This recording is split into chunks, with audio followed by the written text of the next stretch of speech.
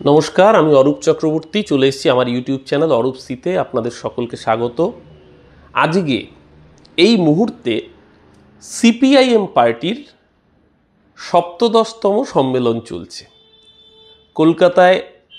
প্রমোদ দাশগুপ্ত ভবন সিপিএমের মূল জেলা অফিস। সেই সপ্তদশতম সম্মেলনে ইতিমধ্যেই সংবাদ মাধ্যম সূত্রে যে কয়েকটি তথ্য আমাদের সামনে উঠে আসছে, আমার মনে হলো আজকের দিনে খুব রেলেভেন্ট আপনাদের সাথে সেই তথ্যগুলো শেয়ার করা। আমরা যেটা জানতে পারছি যে এই সপ্তদশতম সম্মেলনের যে ড্রাফট খসড়া ইতিমধ্যেই সামনে এসছে, সেই দলিল পেশের আগে পতাকা উত্তোলন হয়েছে।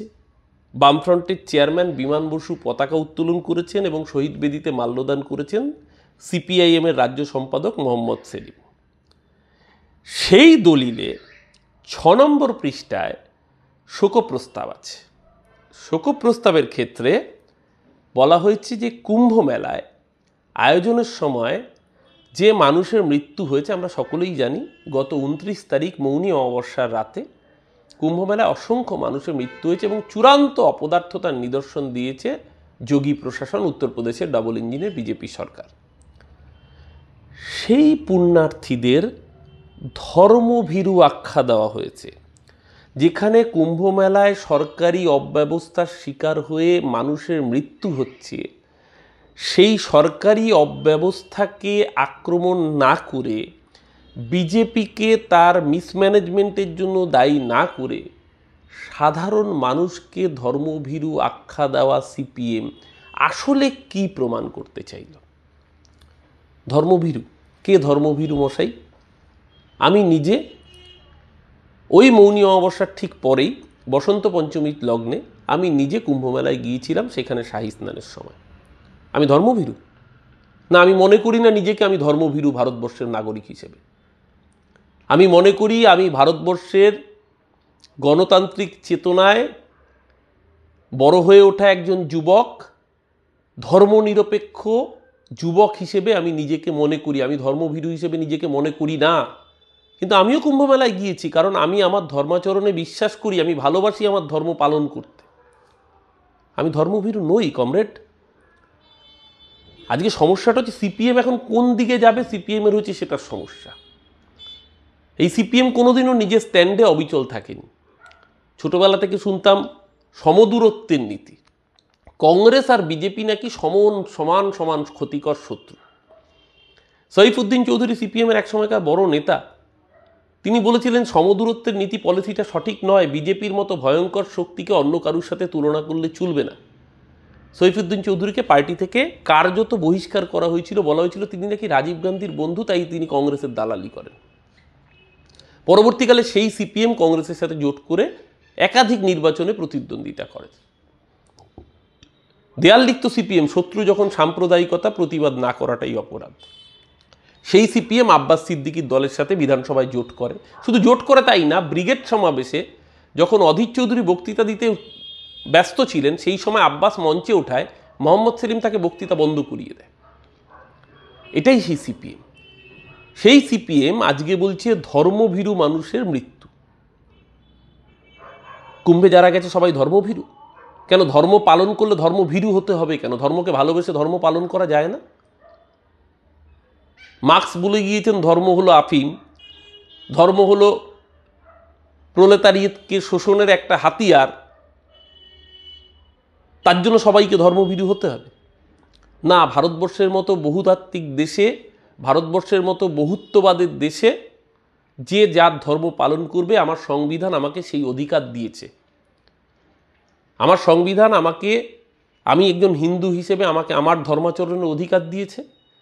আবার একইভাবে আমার কোনো প্রতিবেশী বা আমার কোনো বন্ধু যদি অন্য সম্প্রদায়ের মানুষ হন, তাকেও তার ধর্মাচরণের অধিকার আমার দেশের সংবিধান দিয়েছে। তাই যখন আজকে দুর্গাপুজোয় বা কালী পুজোয় আমরা উৎসবে মেতে উঠি, একইভাবে ঈদে যখন আমার সংখ্যালঘু মানুষ, সংখ্যালঘু ভাই বা বন্ধু তাদের বাড়িতে বা পাড়ায় উৎসবে মেতে ওঠে, আমরা তাদের সাথে অংশগ্রহণ করি। এটা সংবিধান আমাদেরকে সেই অধিকার দিয়েছে। আপনি কে হরিদাস পাল মশাই আমাদেরকে ধর্মভীরু আখ্যা দেওয়ার? সমস্যা হচ্ছে আক্রমণ করতেন, কুম্ভমেলাতে সত্যি অপর্যাপ্ত লাইট ছিল, কুম্ভমেলায় পুলিশ ভিআইপি কালচারে ব্যস্ত হয়ে গেছে। কবে গৌতম আদানি সেখানে লঙ্গরে খাবার পরিবেশন করবেন তার জন্য পুলিশ ব্যস্ত, অনিল আম্বানি স্নান করবে তার জন্য পুলিশ ব্যস্ত, কোন সেলিব্রিটি আসবে, কোন সিনেমা আর্টিস্ট আসবে তার জন্য পুলিশ ব্যস্ত। আর সাধারণ মানুষকে ভিআইপি জোনটা ফাঁকা রেখে সাধারণ মানুষকে একটা ছোট্ট জায়গার মধ্য দিয়ে, সংকুচিত জায়গার মধ্য দিয়ে কার্যত যেতে বাধ্য করে এই পদপিষ্টের ঘটনা ঘটেছে। সমালোচনা করার তো হাজারটা জায়গা ছিল, সরকারি অব্যবস্থার সমালোচনা করার চরম জায়গা ছিল, সেটা না করে আপনারা সাধারণ মানুষকে পুণ্যার্থীকে ধর্মভীরু বলে দাগিয়ে দিলেন। শুধু দাগালেন তাই না, আপনাদের এই দলিলে খসড়া প্রস্তাব এখনো পর্যন্ত যতটুকু সামনে এসছে, ইসরায়েলের সংখ্যালঘু নিয়ে কথা বলেছেন, ঠিক করেছেন। গাজা, প্যালেস্তাইন, ইসরায়েল সব কিছু নিয়ে কথা বলুন। বাংলাদেশের বেলা চুপ থাকলেন কেন? বাংলাদেশের সংখ্যালঘুরা অত্যাচারিত নয়? আপনার সাথে বিজেপির পার্থক্যটা কোথায় রইল মশাই? বিজেপি যেরকম বলতে পারে না বাংলাদেশে সংখ্যালঘু অত্যাচারিত, কারণ বাংলাদেশের সংখ্যালঘুর অত্যাচারের কথা বললে এদেশে বিজেপি সংখ্যালঘুর সাথে কি অত্যাচার করে সেটা চোখের সামনে ভেসে ওঠে, তাই জন্য বিজেপি বলতে পারে না বাংলাদেশে সংখ্যালঘু অত্যাচারিত, বলে বাংলাদেশে হিন্দু অত্যাচারিত। তো আপনাদের সাথে বিজেপির পার্থক্যটা রইল কোথায়? আপনারা ইসরায়েল নিয়ে কথা বলছেন আপনাদের প্রস্তাব দলিলে, আপনারা গাজা, প্যালেস্তাইন সব বলবেন, আর বাংলাদেশে যখন হিন্দু সংখ্যালঘুরা অত্যাচারিত হচ্ছে সেই প্রশ্নের উল্লেখ কেন করছেন না? এই যে দ্বিচারিতা, এই যে হিপোক্রেসি সিপিএমের সমস্ত রন্ধ্রে রন্ধ্রে, কি পলিটিক্যাল হিপোক্রেসি, কি রিলিজিয়াস হিপোক্রেসি, সমস্ত জায়গায় আজকে এক্সপোজ হয়ে যাচ্ছে বলে আজকে আপনাদের এই অবস্থায় পরিণত হয়েছেন। এই দলিলে আরও কি বলছে, দলিলের 13 নম্বর পৃষ্ঠায় রাজ্যের পরিস্থিতি ব্যাখ্যা করতে গিয়ে 4.13 পয়েন্টে বলছেন, তৃণমূলের মদতে রাষ্ট্রীয় স্বয়ংসেবক সংঘ আরএসএস এর শাখা বাড়ছে, স্কুলের সংখ্যা বাড়ছে। ওরে বাবা, হরিদাস পাল কমরেড, তৃণমূলের মদতে নাকি পশ্চিমবঙ্গে প্রচুর আরএসএস এর রমরমা। 2019 আর 2016 কম্প্যারিজনটা বলে যান, 14তে কি ছিল বলে যান। 2016তে তো আপনারা কংগ্রেস মিলিতভাবে প্রায় 60-এর উপরে আসন পেয়েছিলেন, বিরোধী দলনেতা আপনারা ছিলেন তখন। আব্দুল মান্নান, সুজন চক্রবর্তী বিধানসভায় ফ্লোর কাঁপিয়ে বেড়াচ্ছেন, বড় বড় বক্তৃতা, গরম গরম কথাবার্তা। কেন? তার কারণ সেই 2016 সময়ও আপনাদের ভোট পার্সেন্টেজ ছিল কত জানেন? 29% ভোট ছিল বামেদের ঘরে, বিজেপি ছিল 17%। বিজেপির তখন 3 জন মাত্র বিধায়ক, খড়গপুরে দিলীপ ঘোষ, মাদারিহাট বিজেপির ছিল মনোজ টিগ্গা এবং সম্ভবত বৈষ্ণবনগরের স্বাধীন সরকার। আর তার আগে 2014 লোকসভায় বিজেপির কিছুটা ভোট বেড়েছিল। বিজেপির সাকুল্যে 17% ভোট পেরোয়নি তখনও, আপনারা 29% ছিলেন। যেই 2019-এর লোকসভার নির্বাচন আসলো, আপনাদের 29% কোন জাদু বলে 7%-এ নেবে 22% কমে গেল কমরেড। আপনাদের ভোট যে 22% কমেছিল, বিজেপির এক্স্যাক্টলি 17 থেকে 22% ভোট বেড়ে 39% হয়েছিল। কাদের ভোটে স্ফীত হয়েছিল বিজেপি এ রাজ্যে? কোন বামের তলায় ফুটকি লাগিয়ে রাম হয়েছিল এ রাজ্যের বুকে? আজকে বড় বড় ডায়লগ দিচ্ছেন যে তৃণমূলের আমলে মাদ্রাসার কথা উল্লেখ করেননি, বলেছেন আরএসএস এর শাখা বেড়েছে, তৃণমূলের আমলে আরএসএস প্রচুর স্কুল খুলছে। আচ্ছা, কেরালায় কারা রাজত্বে আছে কমরেড? কেরালায় তো আপনার মুখ্যমন্ত্রী পিনারাই বিজয়ন। কেরালায় কি করে বিজেপি খাতা খুললো? লাল দুর্গে লাল ঝান্ডে পে লাল নিশান। কোত্থেকে খাতা খুললো? ত্রিশূরের বুক থেকে লোকসভা আসন বিজেপি কি করে জিতলো?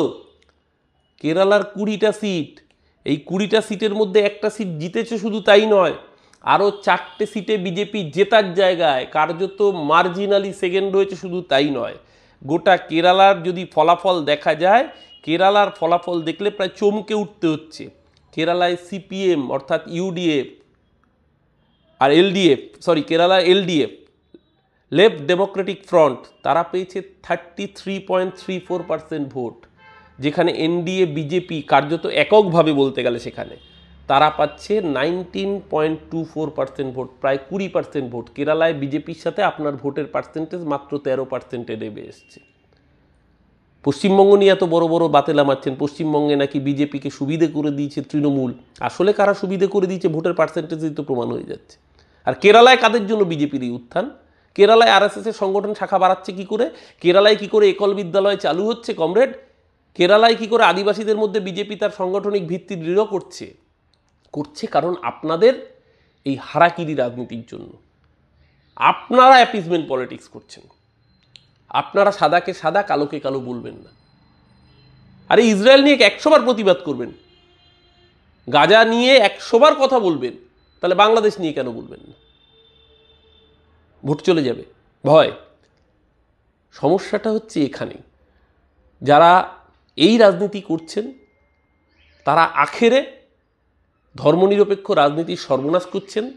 তারা আখেরে যেটা করছেন সেটা ভারতবর্ষের সেকুলার কাঠামোটাকে নষ্ট করা এবং বিজেপিকে মদদ দেওয়ার কাজ করছেন। যারা বলছেন যে কুম্ভ মেলায় যারা স্নানে গিয়ে মৃত্যু হয়েছে তারা ধর্মভীরু, না, তারা ধর্মভীরু নন, তারা নিজের ধর্ম পালন করার জন্য গিয়েছিলেন, তাদের কোনো অপরাধ ছিল না। তারা প্রত্যেকে হিন্দু ধর্মের ধারক এবং বাহক, তারা প্রত্যেকে সনাতন হিন্দুত্ব বলে যে হিন্দুত্ব বিজেপি প্রচার করে, তারা হয়তো সবাই সেই হিন্দুত্বের প্রচারে আবিষ্ট হয়ে যাননি, তারা কেউ অন্য ধর্মকে আক্রমণ করতে যাননি, তারা বিজেপির দেখানো হিন্দুত্বের পথে যাননি, তারা নিজের ধর্মাচরণ পালন করতে গিয়েছিলেন। এটা তাদের অপরাধ হতে পারে না। তাদেরকে ধর্মভীরু বলে বাংলাদেশ নিয়ে একটাও কথা না বলে আখেরে যেটা আপনারা করলেন, আখেরে বিজেপির ন্যারেটিভটা তৈরি করতে সুবিধা করে দিলেন। এবং এই জিনিস যদি আগামী বিধানসভার অবধি চলতে থাকে তাহলে আরও যেটা করবেন, আপনারা এই বঙ্গের বুকে ভোট পোলারাইজ করার জন্য দায়ী থাকবেন কমরেড। শূন্য হয়ে গিয়েছেন, শূন্য থেকে তো আর নিচে নামা যায় না, কিন্তু আগামী দিন দলটা সাইনবোর্ডে পরিণত হয়ে গিয়েছে। আগামী দিন সেই সাইনবোর্ডটুকুও থাকবে না লোকে খুলে নিয়ে চলে যাবে? আপনাদের এই দ্বিচারি স্ট্যান্ড দেখার পর সেটা কিন্তু বাংলার মানুষ এবার স্থির সিদ্ধান্ত নেবেন। ইতিমধ্যে বিজেপি নেতারা প্রতিক্রিয়া জানিয়েছেন, তারা তো স্বাভাবিক, তারা তো তাদের মুক্তমঞ্চ পেয়ে গেছেন, তারা তো তাদের খোলা মাঠ পেয়ে গিয়েছেন, এবার তারা তাদের মতো খেলবেন। সেই জায়গাটা আপনারা করে দিলেন বিজেপিকে সুবিধা করে দিতে, কারণ শুধুমাত্র মমতা ব্যানার্জির বিরোধিতা করতে হবে। এ রাজ্যের বুকে সেকুলার ভোটকে ভাগ করে বিজেপির দিকে যতটা হিন্দু ভোট পোলারাইজ করা যায় সেই রাজনীতির খেলাটায় আপনারা আসলে দাবার বোড়ে হিসেবে কাজ করছেন। আগামী দিন বাংলার মানুষ কিন্তু এই বেইমানি সহ্য করবে না। বাংলার বুকে হিন্দু, মুসলমান, শিখ, খ্রিস্টান, গরিব মানুষ, প্রান্তিক মানুষ, বাংলার মায়েরা, বাংলার মহিলারা মমতা বন্দ্যোপাধ্যায়কে ভোট দেন, হিন্দু মুসলমান দেখে নন। মমতা বন্দ্যোপাধ্যায়কে ভোট দেন তার জনমুখী উন্নয়নের প্রকল্পগুলো রেখে। যদি কাউন্টার করতে পারেন সেই প্রকল্প দিয়ে কাউন্টার করুন। বিজেপির তো ক্ষমতা হবে না সেই প্রকল্পকে কাউন্টার করার। এ রাজ্যের লক্ষ্মীর ভাণ্ডার টুকে লাডলি বেহানা করেছিল মহারাষ্ট্রে। ভোটে জেতার 3 মাস যায়নি 6.5 লাখ নাম বাদ দিয়ে দিয়েছে লাডলি বেহানা স্কিম থেকে।